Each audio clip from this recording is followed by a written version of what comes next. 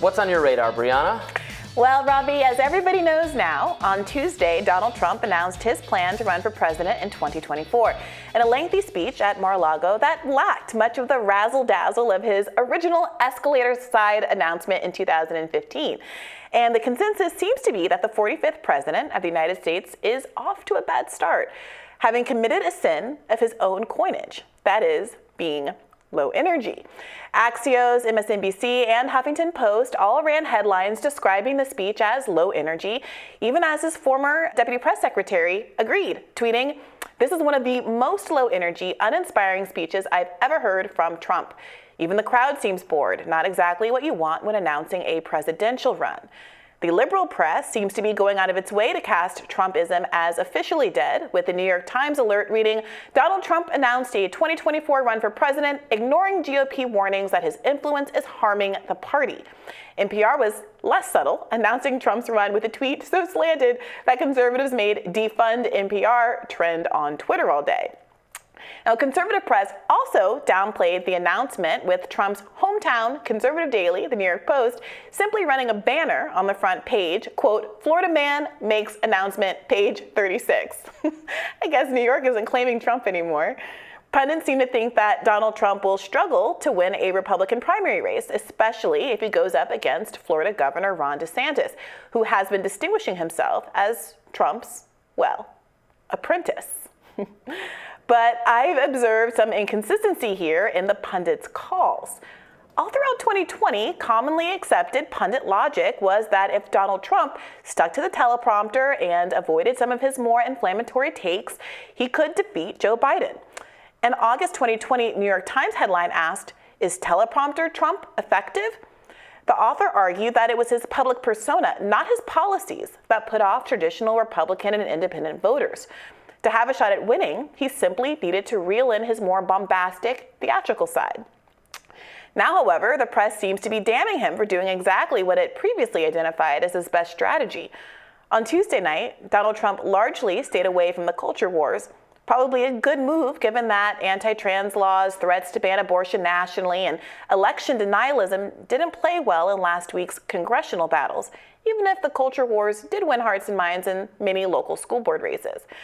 Instead, Trump touched on topics that really resonated with voters in 2016, but which the mainstream media never paid much attention to or credited for his success.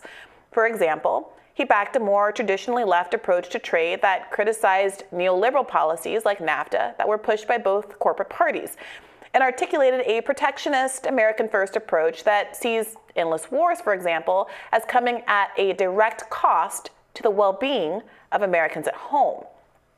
And yet, despite toning down his rhetoric and playing the hits, both right and left seem to have decided that Trump is on the outs. Now, the polls say something different. A Morning Consult poll from this week put Trump ahead of DeSantis 47-33. And while DeSantis has been gaining in these polls, he also has yet to weather the national spotlight for any prolonged period of time, the way Trump has. Remember, there was a time early in 2019 when even Kamala Harris's poll numbers and fundraising seemed to suggest she was a good idea. And we all know what happened once we got to know her a little better.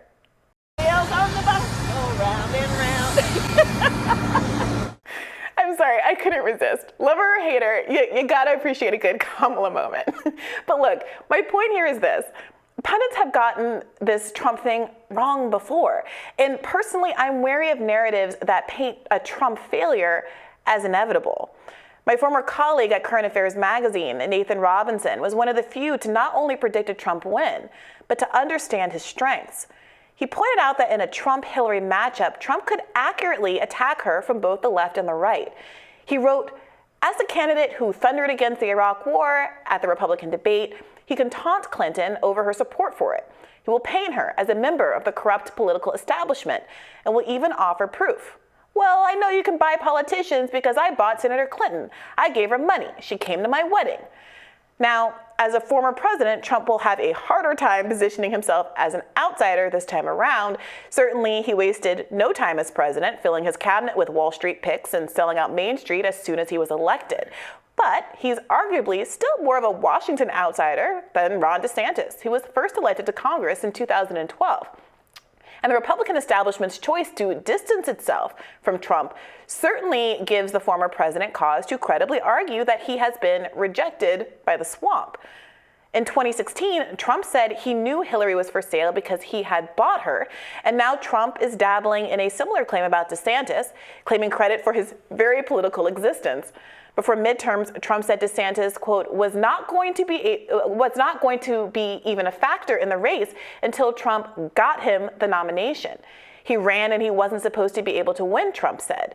I did 2 rallies, we had 52,000 people at each one, and he won.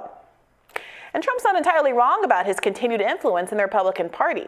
Claims of Trump having lost his touch in the endorsement process are somewhat overstated. Some of his candidates lost big and important Senate and gubernatorial battles, that is true. But his batting average overall isn't that bad.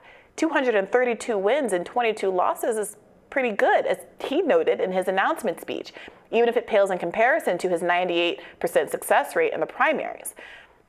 All the articles that argue that Trump candidates performed poorly tend to make their case by only looking at competitive races or observing, putting their thumb on the scale somewhat, that in this niche category of races, he did poorly. Even if you think Trump's endorsement record is damning, I'm not sure the outcome of midterms supports a claim that Trump has totally bad instincts. He was right, after all, to have exercised restraint post-Dobbs, recognizing that the decision overturning Roe was a dog catches car situation that could threaten Republican prospects. And again, he chose not to mention abortion in his announcement speech. Compare Trump's restraint to DeSantis's, who in June, post-Dobbs, tweeted that, quote, the prayers of millions upon millions of Americans had been answered by the ruling. Now, all this isn't to say that I think Trump will win again, but I am concerned that some of the coverage takes the tone of wish casting rather than reality. Both Republicans and Democrats are desperate to put Trump in the rearview mirror, but acting like his failure is a fait accompli is exactly what got him elected in the first place. The end of Nathan Robinson's prescient 2016 article contains a warning. Donald Trump is one of the most formidable opponents in the history of American politics. He is sharp, shameless, and likable. If he is going to be the nominee, Democrats need to think very seriously about how to defeat him. And if they don't, he will be president of the United States, Nathan wrote. DeSantis differs so much from all the candidates in the 2016 Republican primary that succumbed to Trump's appeal. Will he become Ron DeSanctimonious? Or has he learned something from watching Trump these past 6 years? Has he learned to avoid direct confrontation with the Don? Is teleprompter Trump poised to be more successful than the off-the-cuff candidate that ensorcelled the American media? Or will Americans miss the carnival the carnival that Trump used to put on? Can he do it again without Twitter and without the media hanging on his every word? Only time will tell. But I, for one, am simply not jumping to any conclusions. Look, that's good advice. Fair enough. I absolutely think people who are putting all their eggs in the DeSantis basket gotta, wait for that omelet to be ready or something. I don't know. Remember Jeb? Yeah, let's. Remember Jeb! Exclamation point. I mean, that seemed like a sure thing. 100%. The reason I think it's going to be slightly different. Well, look, it will be a Jeb situation again if there are 20 candidates. If all of the Republicans get in, if you have everybody and their uncles and aunts and grandmothers running, yes, then Trump's 34% hold on the Republican primary base. If that's a plurality of the voters, he wins. But I think there's reason to think that might not happen. The conservative media was divided among Jeb, Marco Rubio, Ted Cruz, Rand Paul, Carly Fiorina, other, there were like 8,000 or 17 of them. It was divided. It's going to be united in favor of DeSantis this time. Yeah. And that will help. Now, it's still going to be a hard fight. You're right. But Trump is weaker. He was kind of it was an exciting and interesting and unknown obsession back then. There's still the obsession part is still there, but it's a little bit of old news. Trump can't improve. Trump can't become more popular. He can't. He's not going to. I don't believe that he's going to win like moderates or independents or people who didn't vote for him the last 2 times are not going to vote for him. Could you say the same thing about Joe Biden, who also ran for president 2 times previously, that he wasn't going to get any more popular?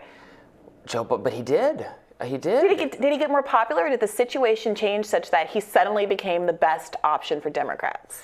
Allegedly, obviously, I don't know. Biden is sneakily popular in ways that are hard for the media to understand, hard for ideological people, I think, to understand. He is sneakily popular.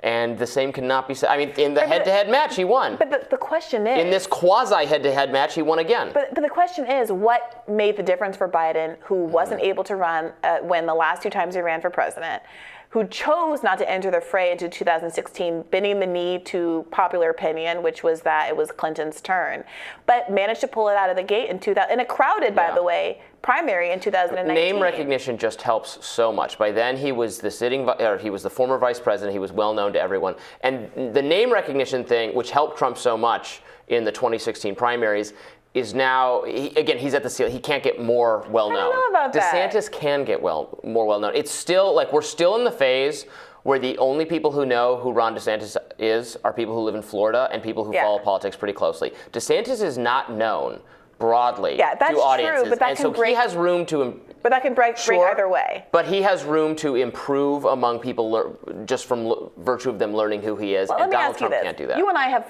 I have watched Ron DeSantis talk more than the average non-Floridian. How do you see that head-to-head matchup going with Donald Trump? Are you impressed by him as an interlocutor? Aren't you the one always trying to convince me that these debates don't matter? Well, not debates, but there's so much more than debates, especially when you're dealing with someone like Donald Trump that turns every horizontal service into a stage. Yeah. You know, he can get in front of a crowd, speak off the cuff, seem very humane and approachable, and I think that's a similar talent that Joe Biden has, frankly. I haven't seen that demonstrated from Ron DeSantis. Maybe I haven't looked at enough Ron DeSantis media appearances.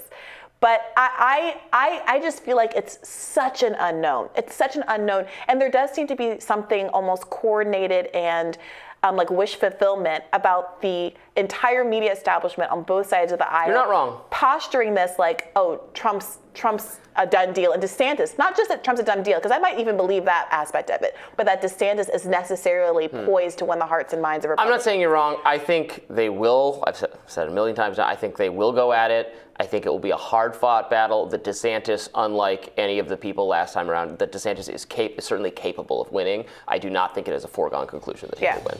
Yeah. All right. Well, we'll have more Rising for you right after this.